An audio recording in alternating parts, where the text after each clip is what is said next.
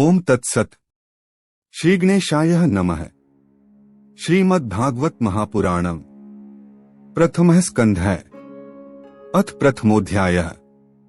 श्री सूत जी से शौनकादि ऋषियों का प्रश्न। मंगलाचरण। जिससे इस जगत की सृष्टि, स्थिति और प्रलय होते हैं, क्योंकि वह सभी सद्रूप पदार्थों में अनुगत है और असत पदार्थों से पृथक है, जड़ नहीं, चेतन है, परतंत्र नहीं, स्वयं प्रकाश है। जो ब्रह्मा अथवा हिरण्यगर्भ नहीं, प्रत्युत उन्हें अपने संकल्प से ही जिसने उस वेदज्ञान का दान किया है, जिसके संबंध में बड़े बड़े विद्वान भी मोहित हो जाते हैं। जैसे तेजोमय सूर्य रश्मियों में जल का, जल में स्थल का और स्थल में जल का भ्रम होता है, वैसे ही जिसमें यह त्रिगुणमयी जागृत स्वप्न सुषुप्ति रूपा सृष्टि मिथ्या होने पर भी अधिष्ठान सत्ता से सत्यवत प्रतीत हो रही है, उस अपनी स्वयं प्रकाश ज्योति से सर्वदा और सर्वथा माया और माया कार्य से पूर्णतः मुक्त रहने वाले परम सत्य रूप परमात्मा का हम ध्यान करते हैं। महामुनि व्यासदेव के द्वारा निर्मित इस श्रीमद् भागवत महापुराण में मोक्ष पर्यंत फल की कामना से रहित परम धर्म का निरूपण हुआ है। इसमें शुद्धांतःकरण सत्पुरुषों के जानने योग्य उस वास्तविक वस्तु परमात्मा का निरूपण हुआ है, जो तीनों तापों का जड़ से नाश करने वाली और परम कल्याण देने वाली है। अब और किसी साधन या शास्त्र से क्या प्रयोजन?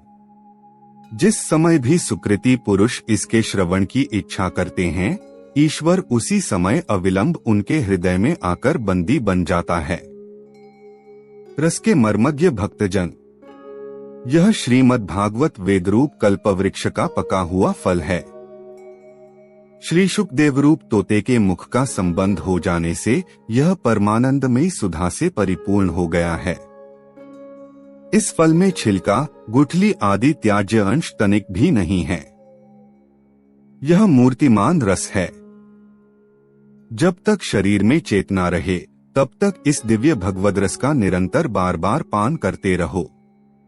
यह पृथ्वी पर ही सुलभ है। एक बार भगवान विष्णु एवं देवताओं के परम पुण्यमय क्षेत्र नैमिषारण्य में शौनकादि ऋषियों ने भगवत प्राप्ति की इच्छा से सहस्र वर्षों में पूरे होने वाले एक महान यज्ञ का अनुष्ठान किया। एक दिन उन लोगों ने प्रातः काल अग्निहोत्र आदि नित्य कृत्यों से निवृत्त होकर सूत जी का पूजन किया और उन्हें ऊंचे आसन पर बैठाकर बड़े आदर से यह प्रश्न किया। ऋषियों ने कहा, सूत जी, आप निष्पाप हैं। आपने समस्त इतिहास, पुराण और धर्मशास्त्रों का विधिपूर्वक अध्ययन किया है तथा उनकी भली भांति व्याख्या भी की है। वेद वेदताओं में श्रेष्ठ भगवान बादरायण ने एवं भगवान के सगुण निर्गुण रूप को जानने वाले दूसरे मुनियों ने जो कुछ जाना है, उन्हें जिन विषयों का ज्ञान है, वह सब आप वास्तविक रूप में जानते हैं। आपका हृदय बड़ा ही सरल और शुद्ध है। इसी से आप उनकी कृपा और अनुग्रह के पात्र हुए हैं। गुरुजन अपने प्रेमी शिष्य को गुप्त से गुप्त बात भी बता दिया करते हैं। आयुष्मान, आप कृपा करके यह बतलाइए कि उन सब शास्त्रों, पुराणों और गुरुजनों के उपदेशों में कलियुगी जीवों के परम कल्याण का सहज साधन आपने क्या निश्चय किया है? आप संत समाज के भूषण हैं। इस कलियुग में प्रायः लोगों की आयु कम हो गई है। साधन करने में लोगों की रुचि और प्रवृत्ति भी नहीं है। लोग आलसी हो गए हैं।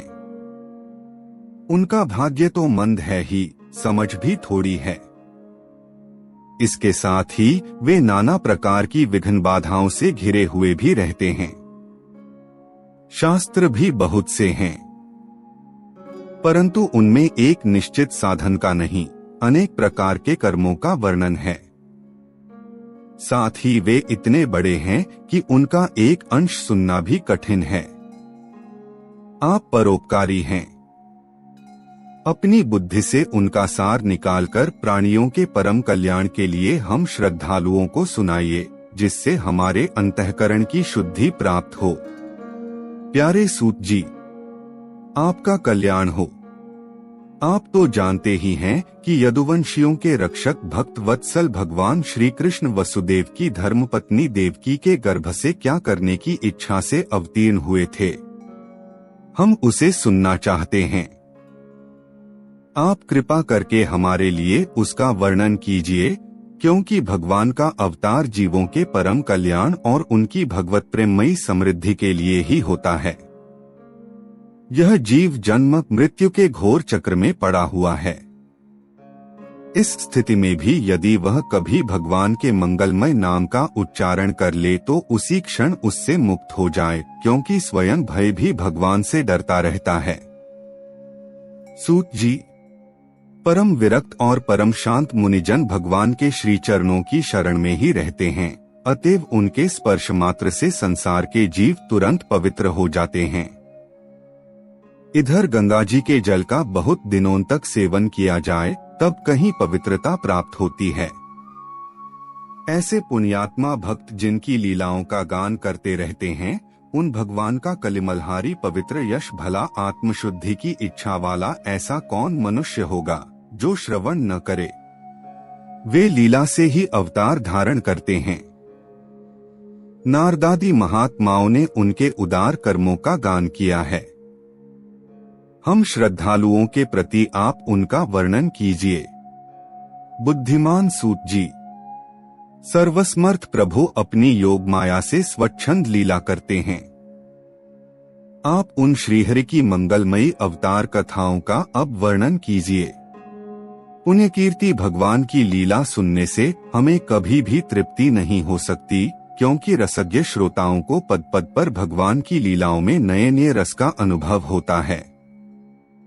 भगवान श्री कृष्ण अपने को छिपाए हुए थे, लोगों के सामने ऐसी चेष्टा करते थे मानो कोई मनुष्य हो, परंतु उन्होंने बलराम जी के साथ ऐसी लीलाएं भी की हैं, ऐसा पराक्रम भी प्रकट किया है जो मनुष्य नहीं कर सकते।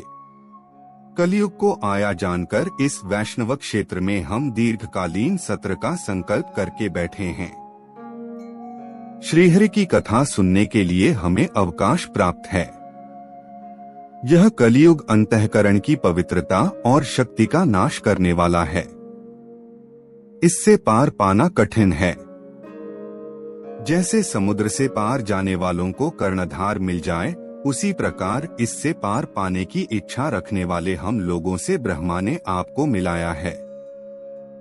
धर्मरक्षक ब्राह्मण भक्त योगेश्वर भगवान श्री कृष्ण के अपने धाम में पधार जाने पर धर्म ने अब किसकी शरण ली है, यह बताइए। इति श्रीमद्भागवते महापुराणे पारमहंस्या संहिताया प्रथम स्कंधे नैमिषीयोपाख्याने प्रथमोऽध्यायः।